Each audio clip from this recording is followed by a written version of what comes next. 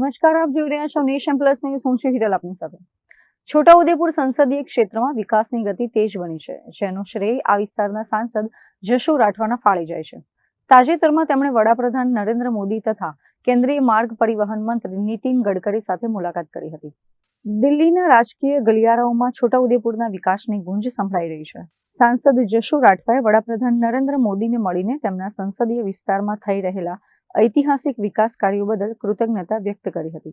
ખાસ કરીને જંબુગામ, ઘામસિયા અને ઘામસિયા રાજપીપળા ફોરલેન પ્રોજેક્ટ માટે કુલ 3,300 કરોડ રૂપિયાની જોગવાઈ કરવા બદલ સાંસદે વડાપ્રધાનનો આભાર માન્યો હતો. આ ઉપરાંત બોડેલી પાવાગઢ હાલોલ ફોરલેન માટે ડીપીઆર તૈયાર કરવાની પ્રક્રિયાને પણ વેગ મળ્યો છે.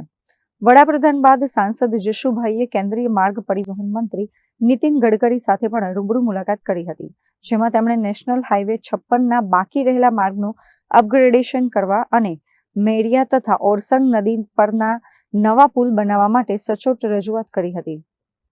સાંસદની આ સક્રિયતાને કારણે આગામી સમયમાં છોટાઉદેપુર લોકસભા મત વિસ્તારમાં હાઈવે અને પરિવહનની કાયાપલટ થવાની પૂરેપૂરી શક્યતા છે.